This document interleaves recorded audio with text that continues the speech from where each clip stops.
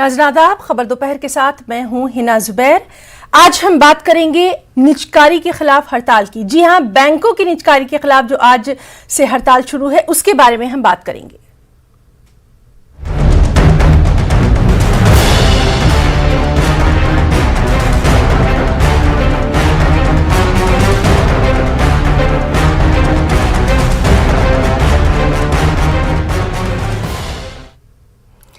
अवामी शोबे के बैंकों की निजकारी के खिलाफ बैंक मुलाजमीन आज से 2 रोजा हड़ताल पर हैं। 9 लाख बैंक मुलाजमीन के हड़ताल पर रहने से बैंक खिदमात मुतासिर होने का खदशा है। चेक की अदायगी और रकम की मुंतकली जैसी बैंक खिदमात मुतासिर हो सकती हैं। All India bank officer confederation के मुताबिक एडिशनल चीफ लेबर कमिश्नर के साथ बातचीत की कोशिश नाकाम होने के बाद हड़ताल पर जाने का फैसला किया गया।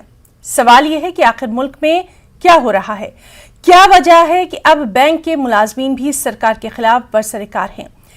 क्या उन्हें उनके हुकूक नहीं मिल रहे या उन्हें अपना मुस्तकबिल अंधोनाक नजर आ रहा है? हकीकत कुछ भी हो, लेकिन परेशान सिर्फ और सिर्फ अवाम है। हमेशा अवाम को ही दिक्कतों का सामना रहता है। इसी पर आज हम बात करेंगे, जानेंगे कुछ खास शहरों का हाल और हमारे साथ मौजूद रहेंगे कुछ खास मेहमान भी, जिससे हम इन चीज़ों को समझने की कोशिश करेंगे कि आखिर बैंकों के मुलाजमीन को हड़ताल पर क्यों जाना पड़ा। सीधे दिल्ली का रुख करेंगे। हमारे साथ मौजूद हैं हमारे साथी खुर्रम शहजाद। खुर्रम, आपसे दिल्ली का हाल जानना चाहेंगे। जाहिर सी बात है कि आज से ये हड़ताल शुरू हो गई है और कहीं ना कहीं आम परेशानियों का सामना आम लोगों को।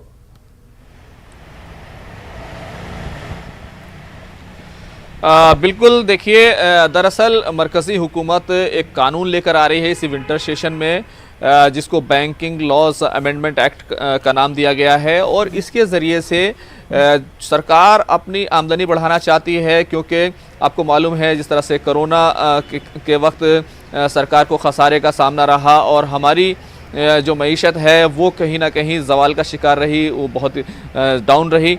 उसकी वजह से सरकार ने पहले ही 1,75,000 करोड़ रुपए हासिल करने का एक निशाना रखा था और उसी सिमत में ये कानून लेकर आ रहे हैं। इसके ज़रिए से 2 बैंकों का प्राइवेटाइजेशन का रास्ता सीधे तौर पर साफ होना है। उसमें एक इंडियन ओवरसीज़ बैंक है और दूसरा सेंट्रल बैंक ऑफ इंडिया। ये 2 बैंक हैं, लेकिन जिस तरीके से बैंक कर्मचारियों की, बैंक मुलाजमीन की जो यूनियन है, कल उस सिलसिले में बातचीत हुई और जब वो नाकाम हो गई, क्योंकि बैंक मुलाजमीन ये चाहते थे कि ये ना किया जाए, प्राइवेटाइजेशन ना किया जाए, तो इसकी मुखालफत हो रही थी। उसका सीधे तौर पर असर है कि आज जितने भी सरकारी बैंक हैं, मुलाजमीन हैं, आप देखेंगे कि मेरे पीछे सेंट्रल बैंक ऑफ इंडिया आपको दिखाई देगा। आमतौर से मैं इस वक्त क्योंकि कनॉट प्लेस में हूँ और ये जो इलाका है ये अपनी तिजारती सरगर्मियों के लिए मारूफ है, बहुत ज़्यादा भीड़ होती है, तो ये बंद है। इसी के साथ साथ करीब में ही यहाँ पर SBI है, वहाँ पर और दूसरे बैंक हैं दिल्ली के, वहाँ सभी जो है सभी जगह पर बिल्कुल पूरे तौर से तमाम मुलाजमीन वहाँ मौजूद नहीं है और बैंक में काम नहीं हो रहा है। तो ये पूरा वो कहना चाहिए कि सरकार का वो निशाना है जिसके जरिए वो हासिल करना चाहती है। इसी विंटर सेशन में वो बिल पेश होना है। जाहिर सी बात है सरकार तो आपसे लगातार हम बातचीत जारी रखेंगे, कुछ लोगों के तासुरात भी जानने की कोशिश करेंगे। स्क्रीन पर हमारे साथ इस वक्त नजर आ रहे हैं हमारे बहुत ही खास मेहमान सुरेंद्र राजपूत जी, जो कि स्पोक्स पर्सन है कांग्रेस से, कांग्रेस के तर्जुमान है। सुरेंद्र जी, आपका बहुत इस्तकबाल करना चाहेंगे। और हमारे साथ हमारे एक और साथी सचिन कुमार भी राजस्थान से मौजूद हैं, जरा उनसे भी हाल हम जान लेते हैं। सचिन, आपके पीछे जो हमें दिखाई दे रहा है वो अपनी कहानी खुद बयान कर रहा है। नहीं चलेगा, बैंकों का निजीकरण नहीं चलेगा, बैंकों का निजीकरण। सचिन, आपको मेरी आवाज आ रही है? निजीकरण को आग लगा दो, निजीकरण को आग लगा दो। अपना सवाल दोहराएंगे, आपकी आवाज आ रही है? जी सचिन, आपके पीछे जिस तरह का नजारा है वो अपनी कहानी खुद बयान कर रहा है। बैंकों का निजीकरण नहीं चलेगा, इस निजीकरण से कौन लड़ेगा? जो बैंक कर्मी है, इस निजीकरण से कौन लड़ेगा? 2 दिन की हड़ताल है। आज और कल बैंकों में क्या है? इस तरह से बैंक कर्मी आज और कल बैंकों में क्या है?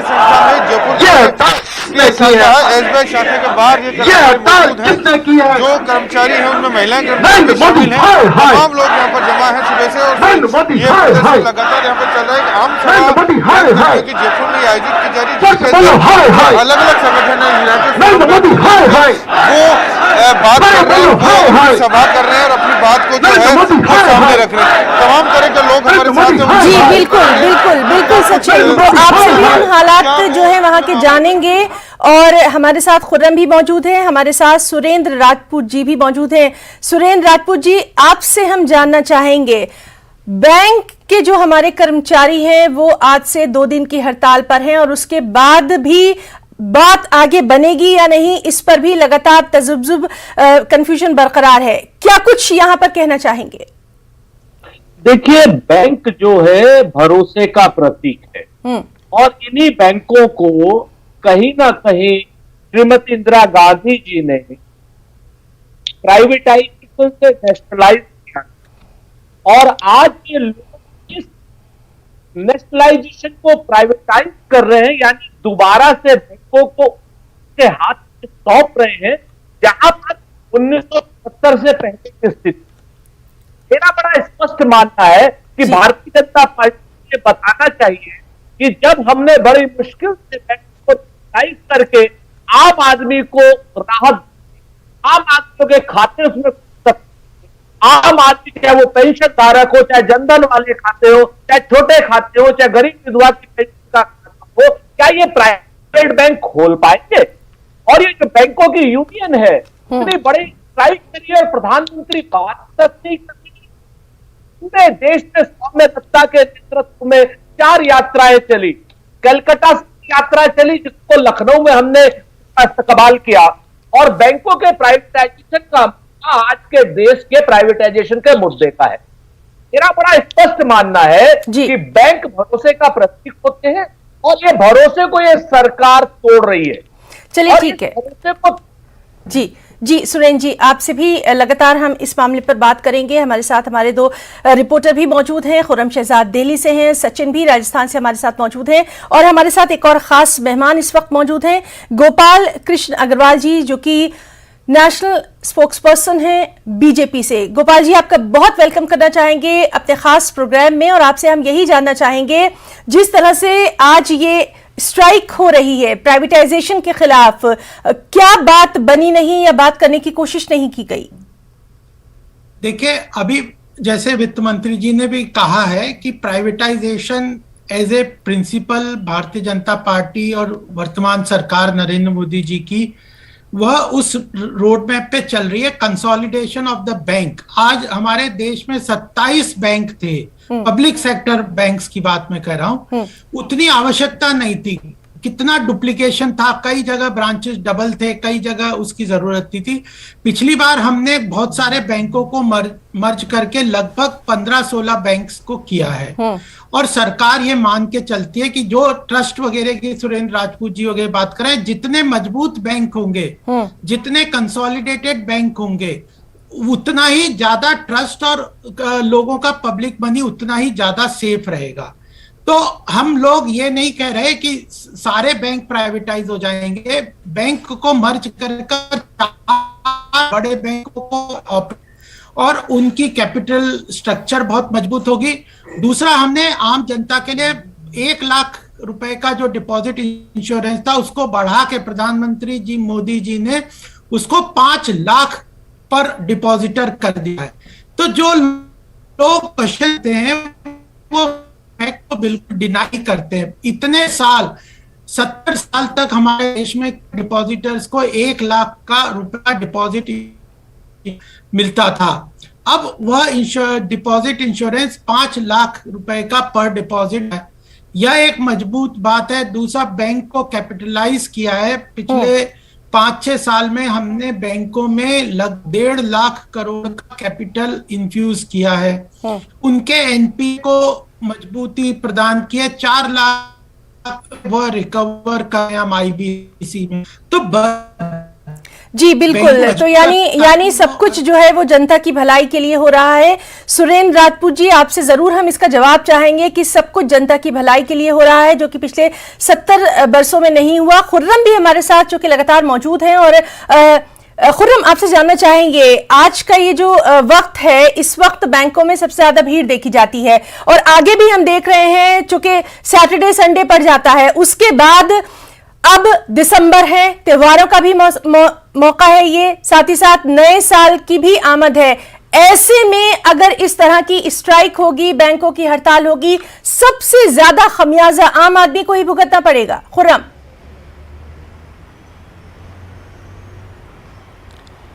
देखिए, मुश्किलात ज़रूर बढ़ी हैं और कहना चाहिए कि दिसंबर में, जब 25 दिसंबर का त्यौहार भी है, गुड फ्राइडे, तो ये तमाम चीज़ें हैं। लेकिन उसमें सबसे बड़ी बात यह है कि तकरीबन ये जो अब 12, 15, 14 दिन बचे हैं, इसके अंदर तकरीबन 10 दिन के आसपास बैंक बंद रहने वाले हैं। कभी स्ट्राइक है, कभी दूसरी छुट्टियां हैं, कभी त्यौहार है। तो बैंक, हालांकि बैंकों ने पहले ही जो अपने सारिफीन हैं, ग्राहक हैं, उनको पहले ही बता दिया है कि किस तरह की दिक्कतें होने वाली हैं, चेक क्लियर्स नहीं होंगे और इसी तरीके से दूसरी जो दिक्कतें हैं वो भी होने वाली हैं।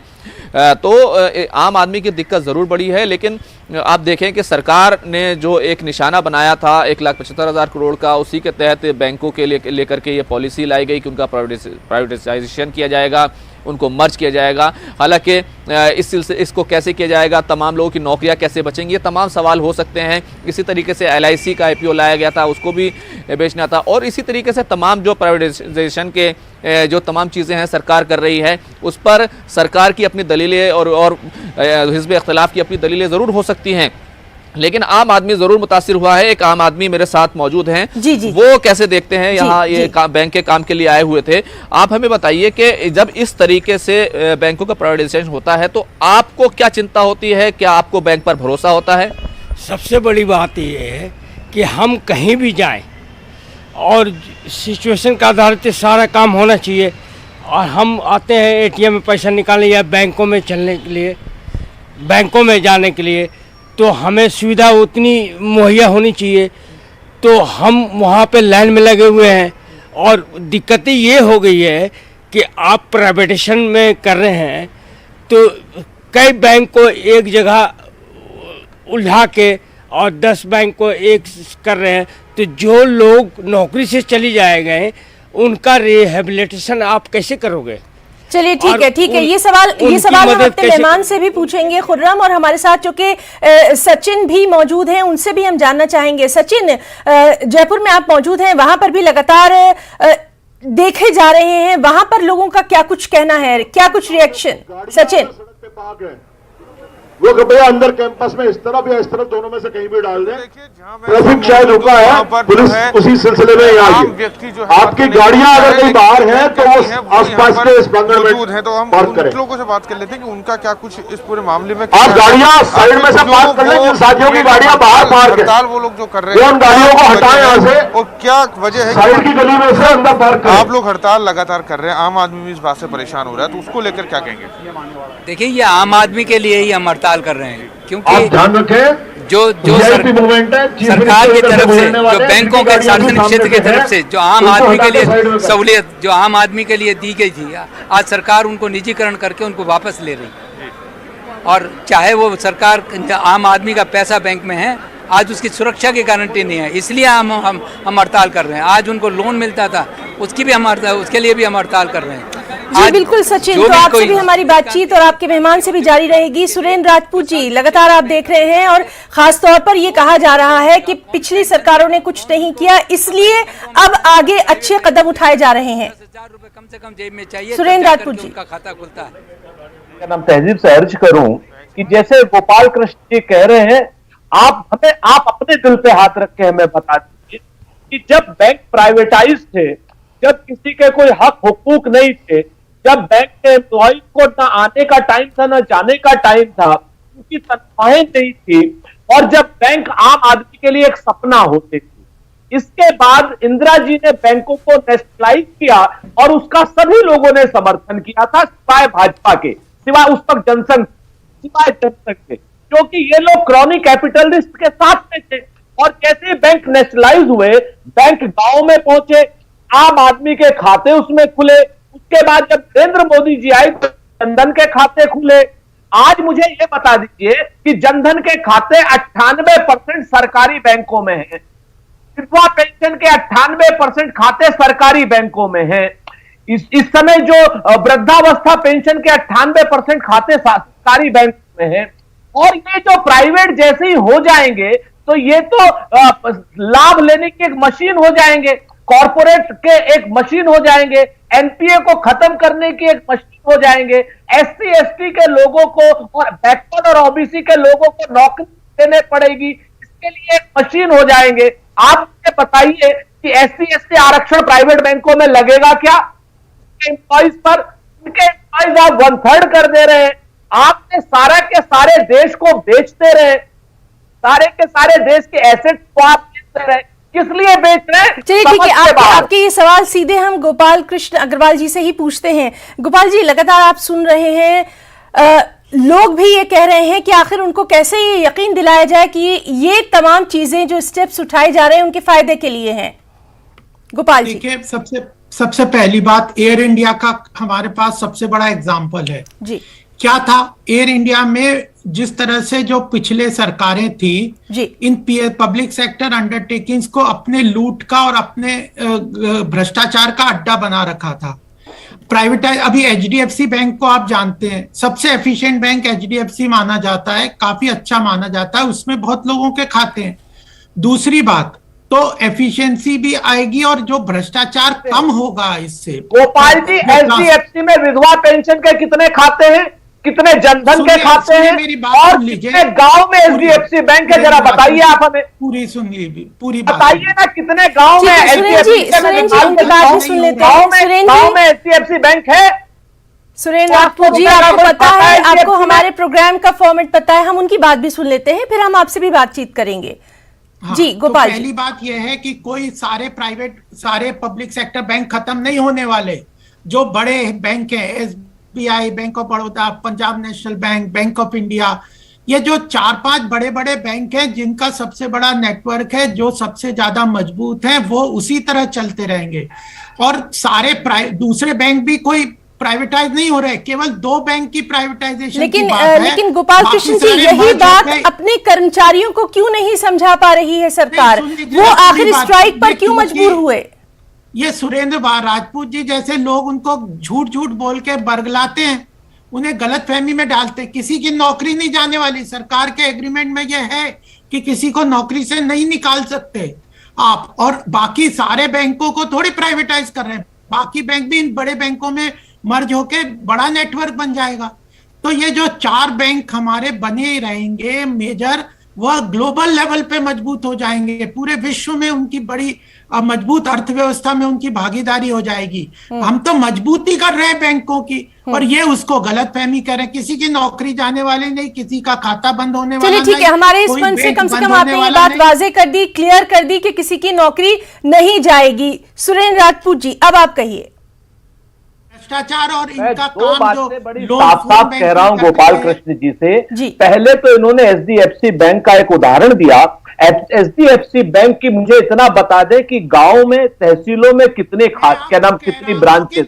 नंबर गोपाल जी, आप बीच में कम से कम आप मत बोलिए, आप उनको कहने की हिम्मत है आप। गोपाल जी चलिए, आप सुरेंद्र जी की बात सुन लेते हैं। जी सुरेंद्र जी, अपनी बात जारी रखिए।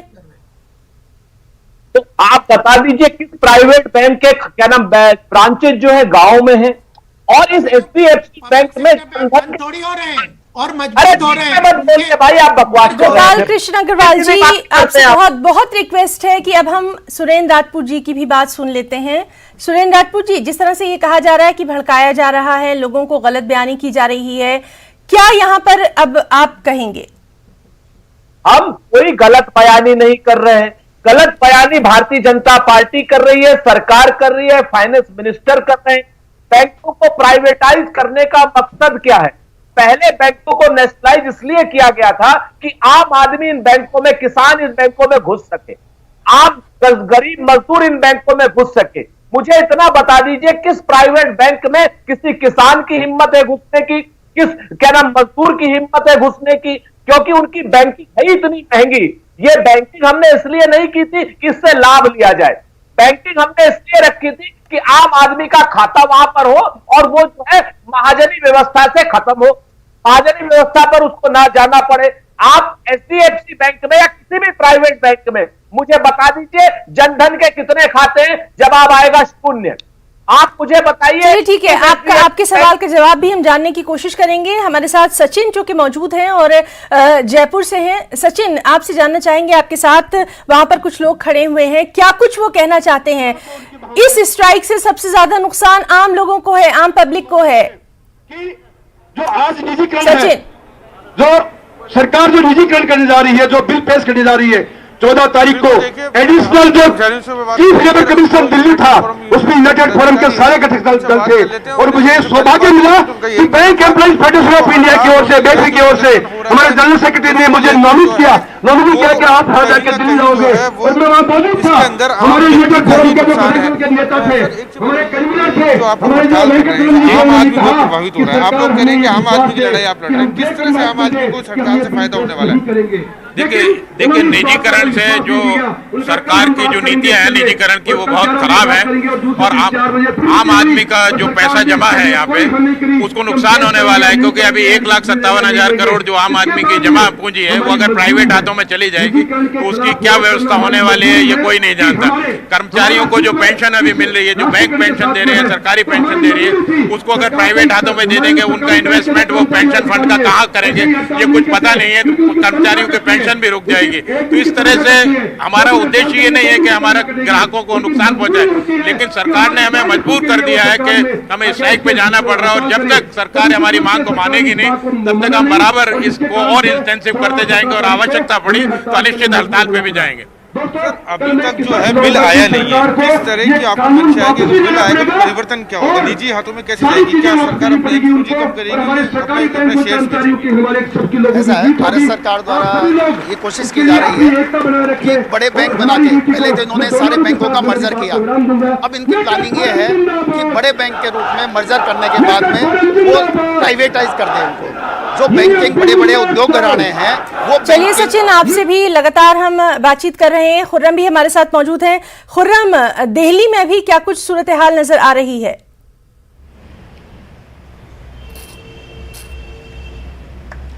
देखिए, जितने भी सरकारी बैंक हैं सब जगह पूरी तरह के सन्नाटा छाया हुआ है। आप मेरे पीछे देखें कि ये बैंक ऑफ इंडिया है, सेंट्रल बैंक ऑफ इंडिया का ये ऑफिस है। यहाँ पर आमतौर से बहुत ही तिजारती मरकज़ है कनॉट प्लेस का। यहाँ पर भीड़ होती है, काफ़ी ज़्यादा भीड़ होती है। यही नहीं बल्कि आसपास के जो इलाके हैं, चाहे एचडीएफसी बैंक में यहाँ पर काम हो रहा है, लेकिन एसबीआई है या फिर दूसरे जो सरकारी बैंक जी हैं। खुर्रम, तो लगातार आपसे भी हम अपडेट लेते रहेंगे और चूंकि वक्त की बहुत कमी है, हम अपने दोनों खास मेहमानों का उनका कीमती वक्त देने के लिए गोपाल कृष्ण अग्रवाल जी जो कि बीजेपी से हमारे साथ रहे, सुरेंद्र राजपूत जी कांग्रेस से हमारे साथ रहे, सचिन जयपुर से हमारे साथ रहे और खुर्रम शहजाद, अपने चारों मेहमानों का हम बहुत बहुत यहां पर शुक्रिया अदा करना चाहेंगे हमारे इस खास प्रोग्राम का हिस्सा बनने के लिए। कोरोना वबा के दौरान बाहमी इमदाद और इंसार का जज्बा मुस्तहकम हुआ है। मुल्क इस वबा से मुत्तहिद होकर मुकाबला कर रहा है। टीकाकारी के ऐलान के बाद हम बेहतर ताउन करें जिससे हम कोरोना को मात देने की जानिब कदम बढ़ा सकें। नेटवर्क 18 इस मुहिम में हर कदम पर आपके साथ रहेगा। जब तक सभी महफूज नहीं तब तक कोई महफूज नहीं होगा। इसी सोच की बुनियाद पर हमारी मुहिम संजीवनी का मकसद ये यकीनी बनाना है कि वैक्सीन पाना सभी हिंदुस्तानियों का हक है।